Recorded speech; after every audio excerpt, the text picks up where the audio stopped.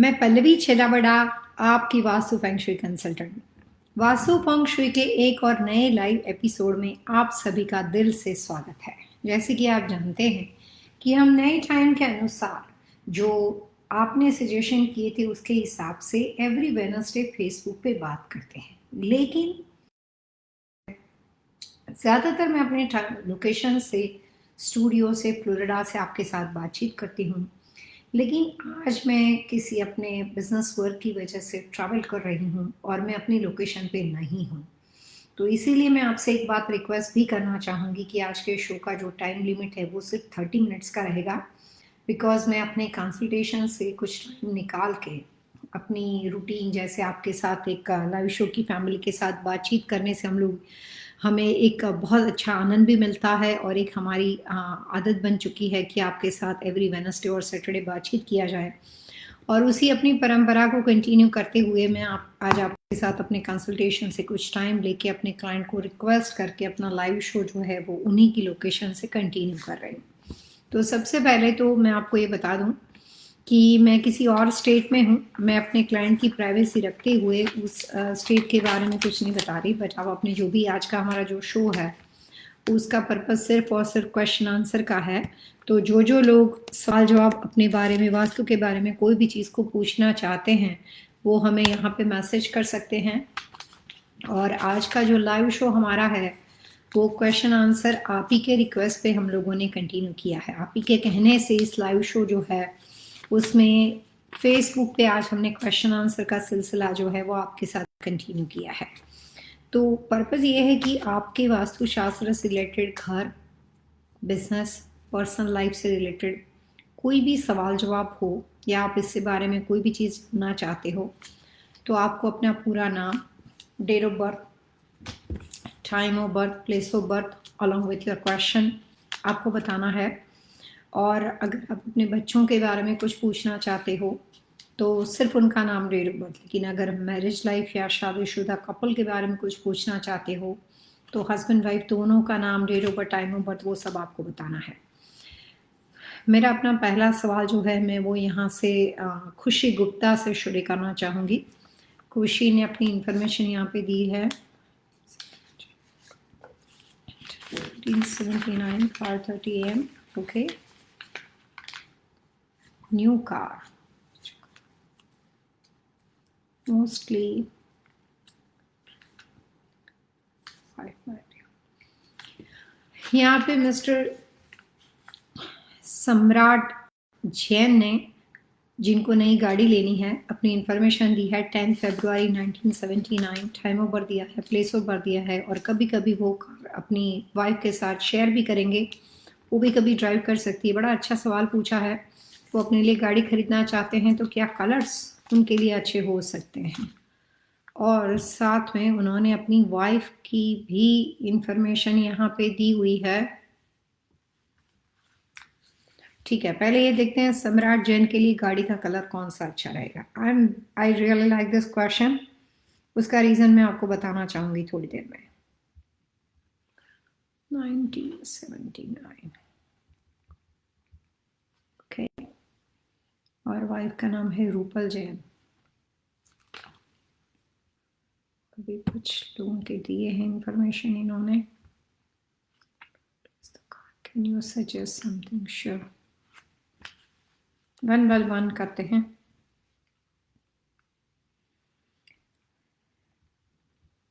सम्राट जैन, आज पूरा शो सिर्फ आपके सवाल और हमारे जवाब रहने वाले हैं। जितना मर्जी पूछ लो, 30 मिनट्स का शो है। क्योंकि मैं अपनी लोकेशन पे नहीं हूँ, but I will try my best to give you maximum question के आंसर को जवाब देने की कोशिश की जाएगी।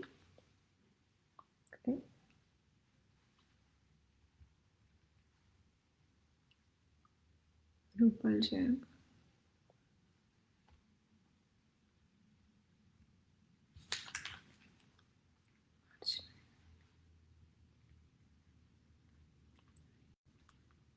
नाइनटीन 81।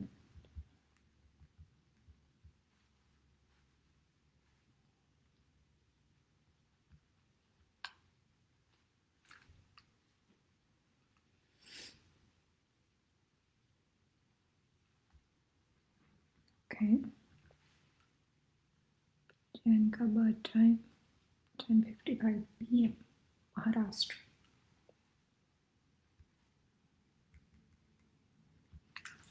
सो मिस्टर सम्राट जैन, आप अपने और ऐसी कंबाइंड कार जो आप भी चला सकती हो, आपकी वाइफ भी चला सकती है ना, होपिंग कि ये जो गाड़ी कार खरीदने के लिए आप बोल रहे हो, ये कार सिर्फ फैमिली के लिए है। कई बार बिजनेस में अगर आप कोई भी व्हीकल खरीदना चाहते हो जिसका पर्पस आप अपने बिजनेस यूज के लिए करना चाहते हो, तो उसका वास्तु डिफरेंट होता है। यहाँ पे पति पत्नी दोनों का नाम है, तो मैं आपको ये बताना चाहूंगी मिस्टर जैन कि लोहे के साथ आपकी लेन देन बहुत कम है। इस कंडीशन के अंदर कार का कलर्स आपके लिए बेनिफिशियल हो सकता है, प्रोटेक्टिव हो सकता है। जब लोहा जिसको सूट नहीं करता है उसको अपने लिए कोई भी तरह का व्हीकल बहुत संभल के खरीदना चाहिए। 2022 का वास्तु आने वाला, अभी आया नहीं, आने वाला है।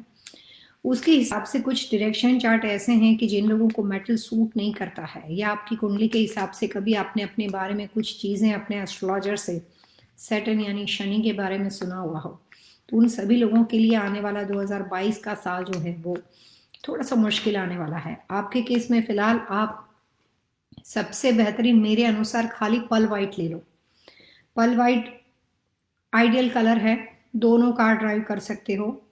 और पल वाइट के अलावा आपको कोई भी दूसरे कलर की गाड़ी खरीदनी हो तो उसमें आप एक ग्रीन जैसा कलर आता है। गाड़ियों के तो अलग अलग कार के जो होते हैं कंपनियों के नाम, उसके हिसाब से बहुत सारी चीज़ें आती हैं किस कंपनी के साथ आप जाना चाहते हो, लेकिन सी ग्रीन, एक्वा ग्रीन वो मैट फिनिश होना चाहिए, ब्राउन मैट फिनिश होना चाहिए। सो ब्राउन, सी ग्रीन, एक्वा ग्रीन और पर्ल वाइट। बट जिस तरह से ये कॉम्बिनेशन है mister Jain, if you like it I suggest only and only pearl white. और उसमें कार के इनसाइड गाड़ी का जो इंटीरियर होता है, जैसे pearl white with brown, pearl white with rust, even pearl white with black के साथ भी जा सकते हो। और बाकी के जो तमाम कलर्स मैंने अभी आपको थोड़ी देर पहले जो दिए हैं, ग्रीन, मेहरून, ब्राउन, उस कलर के साथ जो इंटीरियर है वो भी आप रस्ट, वाइट, बेज ऐसे जा सकते हो। दूसरा सवाल आपने नंबर का पूछा है। अगर यहाँ पे कार के कुछ मॉडल के बारे में आपने बताया होता कि आप क्या लेना चाहते हो, बेंटली लेना चाहते हो, मर्सिडीज लेना चाहते हो, बट मैं अभी इतना बता सकती हूँ कि try to select odd number, और जिसमें नंबर अल्फाबेटिकल लेटर्स में ए यानी कि apple and C as in Charlie कहीं आना चाहिए। अगर ये बातें सारी यूएस की है तो स्टेट पे डिपेंड करता है, but I am giving you two different answer जो अल्फाबेटिकल नंबर और एबीसीडी के लेटर्स दोनों से हैं। लेटर्स में यूज करना हो तो ए एंड सी, नंबर में यूज करना हो तो 1 नंबर और 7 नंबर और 9 नंबर, नंबर 1, नंबर 7 और नंबर 9। टोटल अगर आपके पास बेहतरीन अगर ऑप्शन मिलता हो तो 111 पे चले जाओ, A111। इसके लिए अगर कुछ नंबर के लिए स्पेशली कई बार हमें पैसे देने पड़ते हैं, ऐसे भी जा सकते हो। सो good luck mister Jain, but right now time is favourable, कर सकते हो। कलर्स में ध्यान रखिएगा, मैट फिनिश लेना है, मेटेलिक नहीं लेना है पर्ल वाइट के अलावा। तरु जी हमारे साथ है, जय श्री कृष्ण तरु जी। मिस कौर हमारे साथ है, ओके।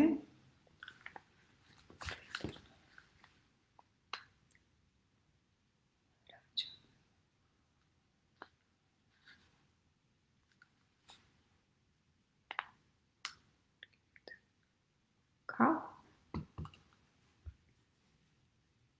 ओके।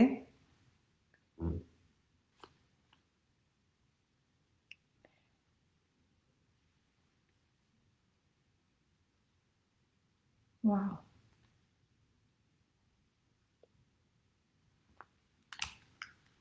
गुरविंदर जी को काऊ गाय खरीदनी है, गाय का कलर कौन सा होना चाहिए, और गाय का दूध यानी कि काऊ मिल्क वो बेच सकते हैं कि अपने सिर्फ परिवारजनों को वो दे सकते हैं। Very interesting question, appreciation your timing and show today, nice.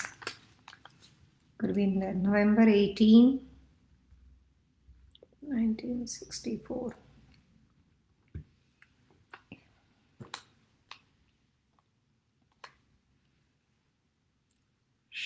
Satwant.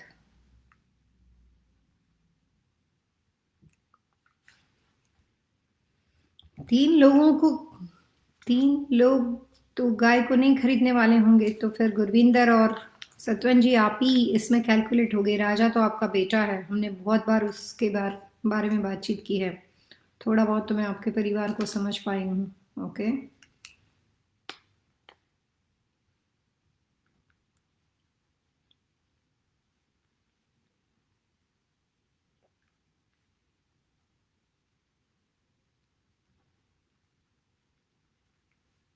And Satwan ji July 10, 1968, time about 12:30 PM।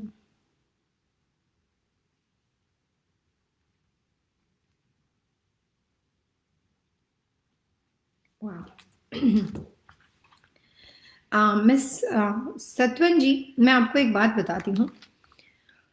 जिस तरह से आप कोई भी व्हीकल खरीदते हो उसका वास्तु होता है, वैसे आप घोड़ा खरीदते हो, गाय खरीदते हो, अपने घर में डॉग और कैट रखते हो। कई बार लोग अपने घर में अलग अलग तरह की चीज़ें पेट एनिमल से रिलेटेड रखते हैं। मुझे अभी भी याद है कि मैं दुबई में जब काम कर रही थी तो मेरा एक क्लाइंट था जो मिनिस्टर की बेटी थी, और उन्होंने वहाँ पे अपने घर के अंदर, पूरा घर के पीछे दूसरा एक घर खरीद के उसके बराबर बैक में घर बिक रहा था। वहाँ पे उन्होंने पूरा जू बनाया था, पूरा कंप्लीटली जू बनाया था। सच में जैसे आप जू में जाते हो वैसा उसने बनाया था, क्योंकि उसको इस तरह का बड़ा शौक था। तो काफ़ी लोग बड़े पशु प्रेमी होते हैं, बहुत अलग अलग तरह के एनिमल लवर बोल सकते हो आप उनको, जैसे हमारे मेनका गांधी जी हैं, वैसे काफ़ी लोग होते हैं। लेकिन वास्तुशास्त्र में अलग अलग तरह के पेट्स को अपने घर में जब आप रखते हो, घर में जू बनाते हो, घर में कोई भी तरह का टर्टल रखते हो, स्नेक रखते हो, घर में रैबिट रखते हो, बहुत सारी चीज़ें आती हैं, उसका एक वास्तु होता है। अभी के केस में ये मैं कह सकती हूँ कि जो गुरविंदर जी की डेट ऑफ बर्थ है उसके हिसाब से यहाँ पे बेटा नहीं गिना जाएगा मैम, और आई डोंट थिंक सो कि आपका बेटा कभी गाय के बारे में हल्का सा भी कोई काम राजा करेगा। उसका कोई, मुझे लगता नहीं कि वो इतना एनिमल लवर होगा या कुछ करेगा। लेकिन हाँ, ये है कि आप गाय ले तो सकते हो, उसको मेंटेन भी गुरविंदर जी अगर खुद आपके हस्बैंड करते हैं सतवन जी, तो उसके कुछ पुराने जो फैमिली के जो पितृदोष वगैरह बोलते हैं, या अपने जो दूसरे परिवार के साथ चली हुई कुछ बातें होती है, जो अपने बुजुर्गों और अपने एंसेस्टर के साथ जो पारिवारिक लेन देन होती है, उसके कुछ दोष का समाधान हो सकता है। So cow is good for you. Gurvinder ji को उनके लिए जो भी गाय का खाना खिलाना, उसका ध्यान रखना, जो भी करना है वो कर सकते हो। और गाय का जो दूध होता है, मतलब काउ मिल्क होता है, जो सवाल आप पूछे मैं उसका जवाब दे रही हूँ, वो आप अपने परिवार को भी दे सकते हो।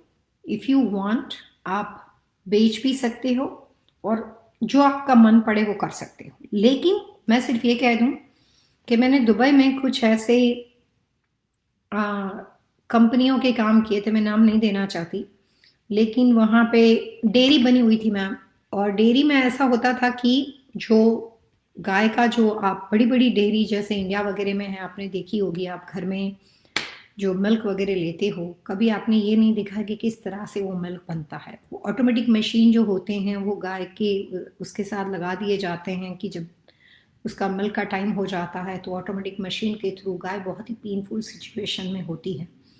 और जो बड़ी कंपनियां होती है वो इस तरह से, जो डेयरी बिजनेस के अंदर जुड़े हुए लोग होते हैं, उनके यहाँ पे कभी वो जो मिल्क निकलता है उसको अगर आप देखोगे तो it's like painful for me. मुझे उससे बहुत दर्द होता है, मुझे उसको देख के बहुत परेशानी होती है। कुछ कर नहीं सकते हम उनके लिए, लेकिन गाय को कोई भी तरह का कष्ट हो उस तरह से नहीं लेना चाहिए। आप तो घरेलू हो, तो मुझे लगता है कि आप तो शायद एक या दो गाय जैसे अपने पर्पज से लोगे। लेकिन इतना मैं ज़रूर कहूँगी कि पैसे बनाने के लिए, मिल्क के लिए या डेयरी प्रोडक्ट्स के लिए हम पगला जाए और हम ये भूल जाए कि उसके अंदर भी कोई सोल है, उसमें कोई जान है, तो उस बात को ध्यान में रखकर आप गाय लीजिएगा। मैंने काफ़ी अलग अलग तरह के डेयरी बिजनेस के साथ लोगों से काम किया है, मैं उससे बहुत इरिटेट हो जाती हूँ। सो आप ये मेरा अपना पर्सनल थॉट प्रोसेस है। मुझे उसको देख के मैंने जो देखा हुआ है उसका आप अंदाज़ा नहीं लगा सकते हो, लेकिन जिस तरह से वो लोग गाय के अंदर मशीन लगा के ऑटोमेटिकली दूध लेने की कोशिश करते हैं और जो वहाँ पे जो आवाज़ें होती है और जो परेशानी होती है वो बहुत ही कई बार असहनीय होती है। तो आप डेफिनेटली लो, लेकिन उसको गाय को अपने बच्चे की तरह संभाल के अगर प्यार करते हो और वैसे अगर आप उसको रख के उसके मिल्क को चाहे आप जो भी करो बेचने के लिए रखो या अपने परिवार लोगों को दो, तो उससे मेरे अनुसार ब्लेसिंग मिलता है। बस ये है कि पेनफुल सिचुएशन उसके लिए ना हो। सो बहुत बहुत शुक्रिया ये प्रोग्राम की प्रशंसा करने के लिए। वास्तुशास्त्र के हिसाब से गाय को बहुत ही शुभ मानते हैं और हिंदू मैथोलॉजी के हिसाब से गाय के अंदर बहुत सारे गुण ऐसे बोलते हैं कि 33 करोड़ देवताओं का स्थान गाय में होता है। अगर आपको हार्ट प्रॉब्लम्स हो तो गाय के ऊपर आप अपनी राइट हैंड के जो 4 फिंगर होते हैं उसके ऊपर घुमाते हो तो ये माना जाता है आयुर्वेद के हिसाब से कि हार्ट प्रॉब्लम्स वालों के लोगों के लिए भी वो बहुत अच्छा होता है। गाय का जो काऊ का जो मिल्क होता है वो भी हेल्थ के लिए बहुत अच्छा होता है। गाय का जो घी होता है जो भगवान की जब पूजा की जाती है तो हिंदू मैथोलॉजी के हिसाब से गाय का घी सबसे पवित्र, सात्विक और शुद्ध मानते हैं, जो नकारात्मक चीज़ों को रिमूव करने का काम करता है। गाय का जो गोबर होता है, जो अलग अलग तरह के जो एग्रीकल्चर लोग जो होते हैं जिसको आप खातर वगैरह बोलते हो, तो एग्रीकल्चर प्रोडक्ट्स के लिए बहुत जगह पे गाय की बहुत सारी चीज़ें होती है। जो सब चीज़ों में गाय ही एक ऐसा एनिमल है शायद मेरे अनुसार जिसका गोबर या इसकी सारी चीज़ जो होती है उसको इतनी पवित्र मानते हैं और उसकी हर चीज़ को ऐसा माना जाता है कि वो शुभ काम के लिए यूज़ किया जाता है। तो आप गाय को लेकर आते हो, वास्तुशास्त्र कहता है कि जिस प्रॉपर्टी के अंदर बहुत सारे लोगों के एक्सीडेंटली डेथ हो चुके हों, कोई प्रॉपर्टी ऐसी हो जिसमें दूषित वास्तु हो, आपको आवाज़ आती है, प्रॉपर्टी में डर लगता है, आपको लगता है कि यहाँ पे नकारात्मक एलिमेंट है, तो वहाँ पे भी अगर आप गाय को वहाँ पे रखकर उसके जतन करते हो, उसको मेंटेन करते हो, उसको संभालते हो, तो काफ़ी प्रॉपर्टी का वास्तु दोष जो है वो वहाँ से दूर हो जाता है। मैंने बहुत साल पहले इंडिया के एक फिल्म इंडस्ट्री के बहुत बड़े स्टार है जो दीव वगैरह में उनके पास लैंड वगैरह थी, वहाँ पे काफ़ी गहरा वास्तु दोष था। तो उस वक्त हमने कुछ ऐसे डिफरेंट प्रयोग किए थे। वैसे ज़्यादातर हमेशा इस तरह से नहीं किया जाता है क्योंकि बिजी लाइफ में उसको मेंटेन करना, यहाँ पे रखना वो भी मुश्किल है। लेकिन फिर भी अमेरिका हो या इंडिया हो, अमेरिका में भी ऐसा ही रूल्स है कि अगर आपके पास बड़ी लैंड है, आप वहाँ पे कोई भी गाय वगैरह उसको रखते हो या उसको मेंटेन करते हो, तो टैक्सेशन से लेकर हर चीज़ में मैं तो यही कहूँगी कि उसका फ़ायदा ही फ़ायदा है। So it's a good idea अगर आप उसको अच्छे से रखकर उसको मेंटेन करते हो तो। Just lucky number, okay. Vishal लाड़ा,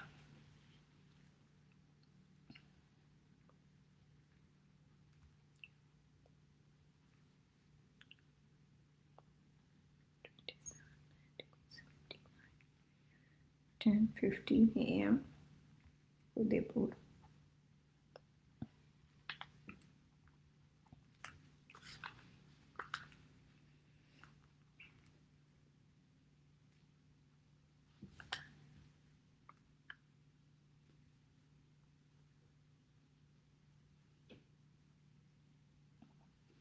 सुनीता जी, सबसे पहले तो मैं आपको ये बताना चाहूँगी कि बहुत बहुत शुक्रिया।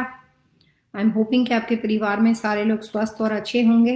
और एक बार फिर आपका वास्तु लिविंग के लाइव शो में स्वागत है, क्योंकि आप हमारे रेगुलर व्यूअर्स हो और आप अपने ब्रदर के बारे में, विशाल लाढ़ा के बारे में जानना चाहते हो कि उनके लिए सबसे लकी कलर्स क्या रहेंगे, नंबर्स क्या रहेंगे। तो सुनीता, जो विशाल का जो फिलहाल का डेट ऑफ बर्थ का पीरियड है उसके हिसाब से अभी सिर्फ 2000, वैसे देखने जाओ विशाल जी के लिए तो 2020-21 उनका थोड़ा स्ट्रेसफुल है, थोड़ा टेंशन वाला है, कोई चीज़ स्मूथली नहीं होने वाली। लेकिन वो तो डेट ऑफ बर्थ की बात है। अब यहाँ पे सवाल आपने हमें सिर्फ ये पूछा है कि उनके लिए लकी नंबर क्या है, तो मैं आपको ये कहना चाहूँगी कि नंबर 1 और नंबर 9 विशाल के लिए ज़्यादातर नंबर 1 और नंबर 9 का प्रयोग करना चाहिए और नंबर 1 के साथ ट्यूसडे होना चाहिए, संडे होना चाहिए। नंबर 9 के साथ Tuesday, Monday, Sunday and sometimes Friday हो सकता है। तो दिन और नंबर दोनों का अगर मिला के प्रयोग करते हो तो विशाल जी के लिए अच्छा रहेगा, but number 1 is good for him and second the best option is number 9. So good luck for Vishal. Sunita ji बहुत बहुत शुक्रिया, आपने हमारे प्रोग्राम में क्वेश्चंस के माध्यम से फिर एक बार हमारे साथ रहे. वैसे आप हमेशा हमारे साथ होते हो, बहुत बहुत शुक्रिया.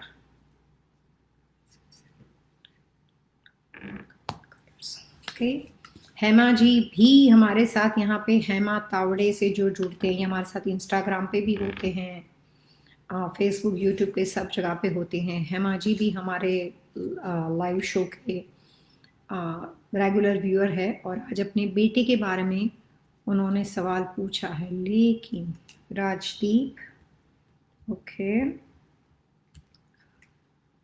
18 सितंबर 1996, 6:41 AM, डिकेटर जॉर्जिया. मैं कल ही डिकेटर में थी हेमा जी, कल मैं पूरा दिन जॉर्जिया में थी. जॉर्जिया से डिकेटर से मैं यहाँ पे आई हूँ. लेकिन वैसे तो आपका बेटा डिकेटर में पैदा हुआ है, अभी तो पता नहीं आप कहाँ पे हो.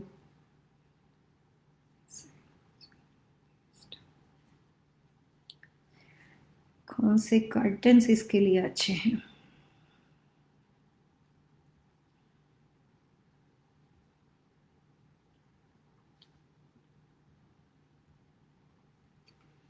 अगर फिलहाल आपने उसको ईस्ट के कमरे में सुलाया है हेमा जी, तो राजदीप की डेट ऑफ बर्थ के हिसाब से कर्टन के कलर छोड़िए, उसकी रेमेडी करनी पड़ेगी हमें. तो आप ये करो कि क्रीम एंड बेज कलर में लेकर आओ. क्रीम एंड बेज राजदीप के लकी कलर नहीं है, but right now I am suggesting you some remedy, क्योंकि राजदीप ये ईस्ट के कमरे में सोता है. तो cream, ivory, light brown, light beige और मैट फिनिश होना चाहिए, मेटेलिक नहीं होना चाहिए. मेटेलिक का मतलब होता है हेमा जी बहुत ज़्यादा shiny tone, that is called metallic.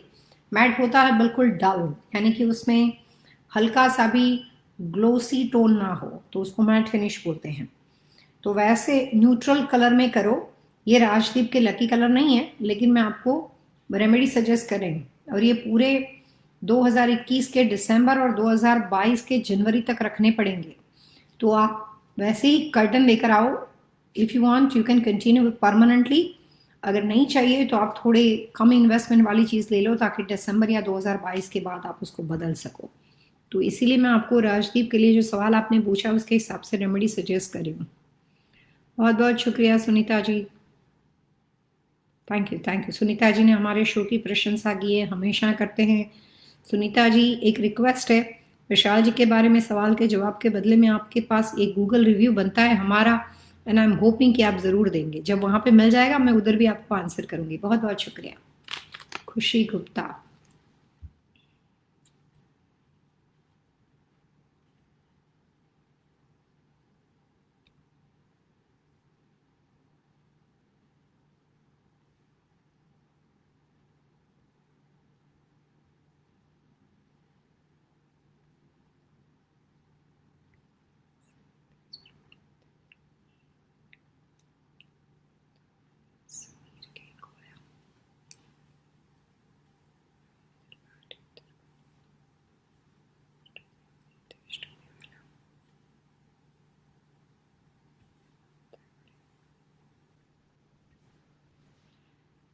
Okay.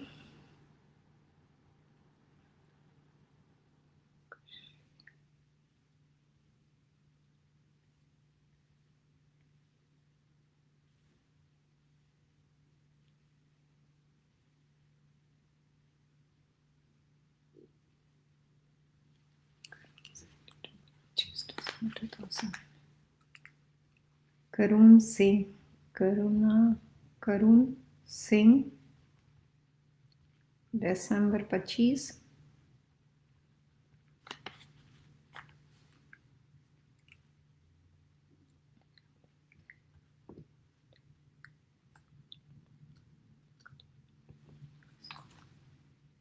Okay.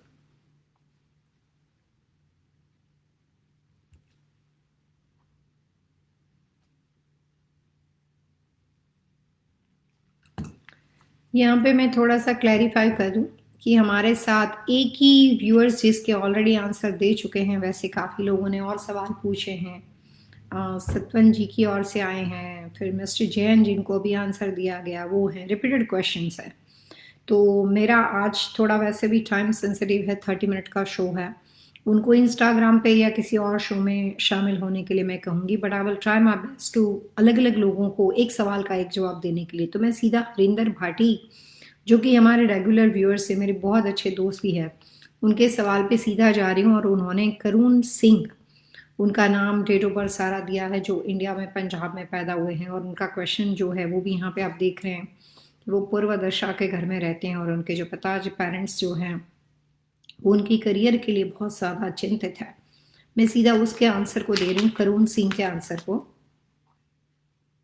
और करुण सिंह की जो डेट ऑफ बर्थ है, हरिंदर जी, करुण सिंह जो है वो अपने काम पे फोकस नहीं करते हैं। ऐसा नहीं कि वो स्मार्ट नहीं, इज इंटेलिजेंट स्मार्ट, लेकिन वो शुरू से मनमोजी किस्म की पर्सनालिटी है।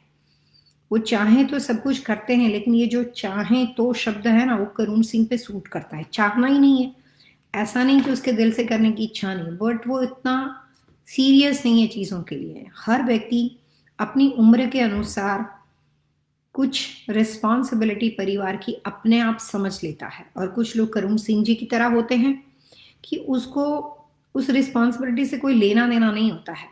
सो इस कंडीशन के अंदर अगर हम देखने जाएं तो उनमें रिस्पॉन्सिबिलिटी लेने वाला जो स्वभाव है वो थोड़ा सा डिफरेंट है। और वो बुरे नहीं है, बहुत अच्छे इंसान हैं, लेकिन उस रिस्पॉन्सिबिलिटी और पारिवारिक जो भी जिम्मेदारियां होती है उसके लिए वो ज़रूरत जैसी चीज़ शब्द को समझते ही नहीं है। तो माता पिता कोई भी चिंता कर ले, लेकिन जब बच्चे नाफिक्रे होते हैं और बच्चों को कोई फ़र्क ही नहीं पड़ता है, उस तरह का एहसास ही नहीं होता है, मेरे अनुसार जो मेच्योरिटी और रिस्पॉन्सिबिलिटी परिवार के लिए होती है उसके लिए बच्चे जागरूक नहीं होते हैं, because this is right words. तो बच्चों को जो प्रॉब्लम्स होती है, ये परिवार फिलहाल उसी परेशानी में है। लेकिन मैं ये बता दूं कि करुण सिंह के डायरेक्शन चार्ट में उतार चढ़ाव बहुत है हरिंदर जी, बहुत है।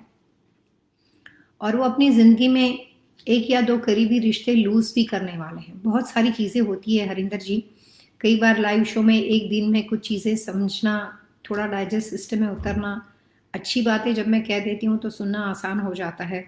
कई बार कुछ बातें थोड़ी मुश्किल होती है, लेकिन जब तक हम अपनी ज़िंदगी में एक दो ठोकर ऐसी नहीं खाते ना कि हमारे सपोर्ट करने वाले, हमें सबसे ज़्यादा चाहने वाले लोग वो जब तक हमसे दूर नहीं चले जाते और हम इतना लूज़ करते हैं, फिर हमें रियलाइज़ होता है कि ये लोग क्या कहने की कोशिश कर रहे थे।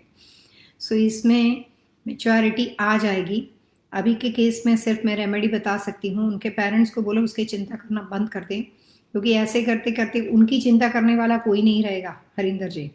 सो ही इज़ फाइन, उसके लिए ज़्यादा चिंता करने की ज़रूरत नहीं है, ही इज़ फाइन। एक उम्र के तकाजे के बाद वो मैच्योरिटी का लेवल आ जाएगा। वो सिर्फ ना फिक्रा है, बुरा नहीं है। जिस दिन रिस्पॉन्सिबिलिटी का एहसास हो जाएगा वो सबसे बेस्ट करेगा, उस पल तक इंतज़ार करना है। 2-3 सजेशन दे सकती हूँ। इसका कमरा जो है वो सिर्फ और सिर्फ वेस्ट में होना चाहिए, पश्चिम दिशा में। सोने की पोजीशन वेस्ट टू ईस्ट होनी चाहिए या साउथ टू नॉर्थ होनी चाहिए। उसके अलावा इसको किसी और दिशा में सुलाई नहीं चाहिए। बच्चे की रिस्पॉन्सिबिलिटी और स्लीपिंग पोजीशन में एक दूसरे के साथ बहुत गहरा रिश्ता है, लेकिन स्लीपिंग पोजीशन कमरे की दिशा के साथ जुड़ने के बाद वो सोने पे सुहागा हो जाता है। लोग कई बार ये सुनते हैं कि साउथ टू नॉर्थ सोना चाहिए, फिर किसी भी कमरे को पकड़ लेते हैं, चाहे वो नॉर्थ का हो चाहे ईस्ट का हो। इसके लिए नहीं होना चाहिए कमरा ईस्ट, नॉर्थ, साउथ ईस्ट और साउथ वेस्ट। अब चाहें तो लिख लो, ये दिशाओं के कमरे नहीं हो सकते। उपाय के तौर पे जो आप मुझसे उपाय पूछ रहे हो, उपाय के तौर पे सबसे बढ़िया कमरा है वेस्ट, और सोने की पोजीशन है वेस्ट टू ईस्ट और साउथ टू नॉर्थ। और जहाँ वो बच्चा सोता है उसके आजू बाजू में जितना हो सके उतना हरिंदर जी मेटल का डेकोर होना चाहिए। और जैसे पंजाबी कम्युनिटी में कड़ा बहुत ही शुभ मानते हैं, आप जानते हो, इसको स्टील फिनिश, कॉपर या ब्रास नहीं, लेकिन स्टील फिनिश कड़ा पहनाना चाहिए, उससे उसको बहुत फर्क पड़ेगा।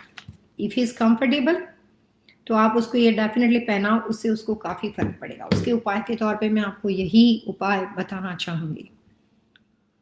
Asking you marriage for my friend's sons. Okay, शालीन,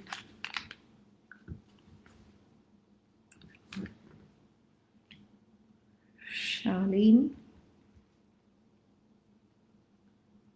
03/24/1987।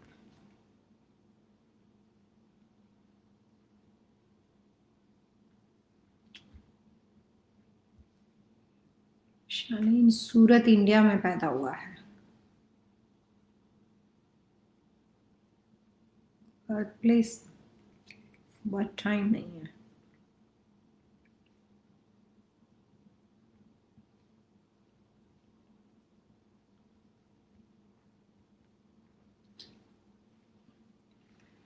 तरु जी, जो आप अपने दोस्त के बेटे के लिए शादी के बारे में या जो भी उसके फर्दर फ्यूचर के बारे में क्वेश्चन पूछने की कोशिश कर रहे हो कि उसके लिए क्या अच्छा रहेगा, तो मैं आपको बताऊं यहाँ पे एक इन्फॉर्मेशन मिसिंग है। बर्थ टाइम मुझे नहीं पता चला, बट जितना आपने दिया है उसके हिसाब से मैं बता सकती हूँ कि शालीन जो है उसके लिए अभी 2021 का साल एवरेज है। तो कुछ नई शुरुआत फिलहाल करनी है तो नहीं कर सकते हो। शादी ब्याह को भी तो हम जिंदगी में नई शुरुआत मानते हैं। सो शादी के लिए अभी अगर अपॉर्चुनिटी मिलती भी है तो भी this is not right time according to his state of birth. So अभी थोड़ा रुक जाना चाहिए। और 2022 इज आइडियल पीरियड जब उसके लिए शादी के लिए आप जो भी आगे बढ़ना है अपने आप ही हो जाएगा। और इसका डायरेक्शन चार्ट इतना अच्छा है कि शादी की चिंता करने की ज़रूरत ही नहीं है। अगर आप उसको फ्रीडम दोगे तो शालीन खुद लेकर आ जाएगा लड़की को जो उसको पसंद है। लेकिन 2022 तक रुक जाओ, अभी वो ढूंढे कि आप ढूंढे। मैं सिर्फ कंसिडर होने के नाते इतना बता दूं कि 2021 is not ideal for any kind of new relationship. यहाँ पे शुरुआत नहीं करनी चाहिए। सो 2022 के बाद अब उसके बारे में ढूंढे। So good luck for Shalin. Hiteshi, okay, Hiteshi ने यहाँ पे जय श्री कृष्ण कहा है। जय श्री कृष्ण हितेशी। रूबी संधू, वैसे तो हमारा टाइम हो चुका है। रूबी जी हमारे साथ हमेशा रहते हैं।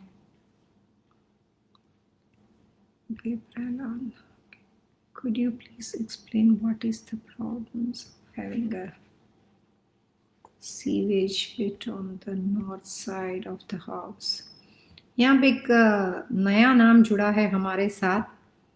टाइम तो मेरा हो चुका है।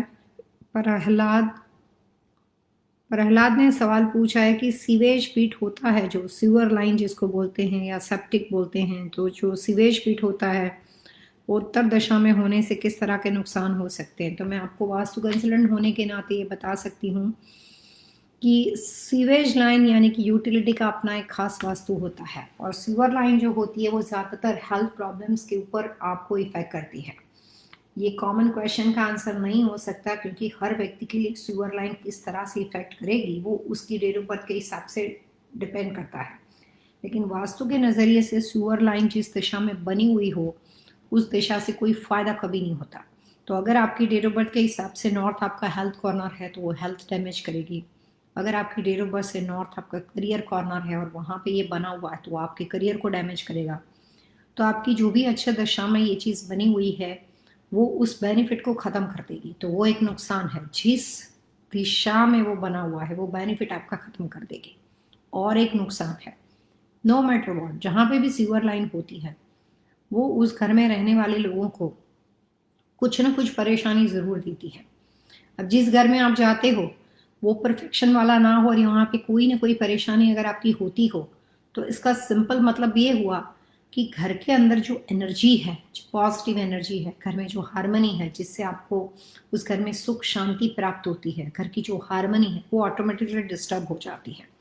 सो सीवर लाइन की पोजीशन, सेप्टिक टैंक की पोजीशन घर की हारमनी के लिए बहुत ही खतरनाक मानी जाती है। और उसके नुकसान इतने भारी होते हैं कि अगर आप रहने घर में गए और विदिन 1 ईयर में आपने उसको फिक्स नहीं किया और एक बार उसके नेगेटिव इफेक्ट शुरू हो गए तो फिर उसको फिक्स करना बहुत मुश्किल हो जाता है। और ये जो वास्तु दोष है वो घर के अंदर का नहीं होता है, वो लॉट का वास्तु दोष होता है। ये बातें लॉट के स्ट्रक्चर के हिसाब से, वहाँ पे रहने वाले लोगों के नाम, डेट ऑफ बर्थ के हिसाब से डिटेल में समझाई जाती है। बट आज का जो हमारा प्रोग्राम था वो सिर्फ 30 मिनट्स का था, क्योंकि मैं अपनी लोकेशन पे नहीं हूँ, फिर भी मैं इंस्टाग्राम का शो कर रही हूँ। मुझे उम्मीद है कि जो हमारे रेगुलर जो व्यूअर्स जो हैं, जो जुड़े थे, उन्होंने एक ही लोगों ने दोबारा सवाल पूछा था एंड मैं उनको नहीं ले पाई। उनको मैं रिक्वेस्ट करूँगी कि आप इंस्टाग्राम के शो में आएँ, वो भी 30 मिनट का शो रहेगा। मैं सिर्फ आपके सवालों के जवाब ही देने वाली हूँ, और जो क्वेश्चंस यहाँ पे रह चुके हैं सारे वहाँ पे हम उसके आंसर वहाँ पे देने की कोशिश करने वाले हैं। आज के प्रोग्राम में इतना ही। खुश रहे, सलामत रहे। जैसे मैं जाने से पहले हमेशा कहती हूँ, एक राह और सह दशा जो ज़िंदगी बदल दे। बहुत बहुत शुक्रिया। Thank you.